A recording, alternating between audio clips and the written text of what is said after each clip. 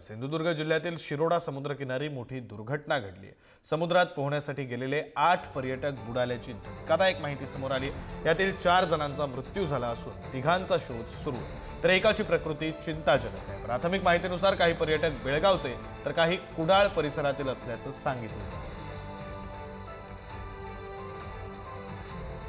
सिंधुदुर्ग जिल्ह्यातील वेंगुर्ला तालुक्यामध्ये वेळागर ठिकाणी एक धक्कादायक घटना घडली आहे। 8 पर्यटक आपण पाहतोय की याच ठिकाणी या समुद्राच्या किनारी ते बुडाले हे 8 पर्यटक आणि त्यानंतर 7 पर्यटक आहेत ते खोलवर समुद्रात गेले आणि त्यांच्यापैकी 3 जणांचे मृतदेह ताबडतोब मिळाले आणि त्यानंतर जे 4 होते ते अजून देखील बेपत्ता होते आणि त्यातील एकाचा मृतदेह आहे तो रात्री उशिरा मिळाला आहे। ते जे अजून 3 पर्यटक आता हे बेपत्ता आहेत। जे 8 पर्यटक बुडाले ती एक महिला होती, ती सुदैवाने बचावली होती आणि त्यानंतर तिथे आता प्रकृती सुधारणा होते। आपण बघतोय या वेंगुर्ल्याच्या या वेळागर समुद्र किनारी हा कशा पद्धतीने समुद्र खवळलेला असतो आणि अशाच पद्धतीने पावसाचं वातावरण आहे आणि येथे खेळत असताना हीच घटना घडली होती। काय सांगाल, काय नेमकी घटना होती?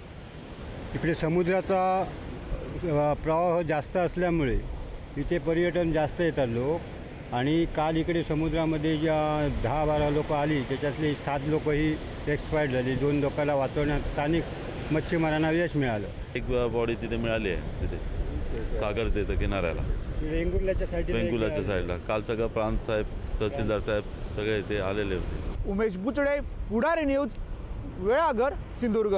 बुडाले 8 जण, त्याच्यापैकी एक पर्यटक जिवंत आहे आणि ती जरा सिरियस असल्यामुळे कुडाळला त्याला हलवण्यात आलेलं आहे आणि 3 मृतदेह मिळालेले आहेत।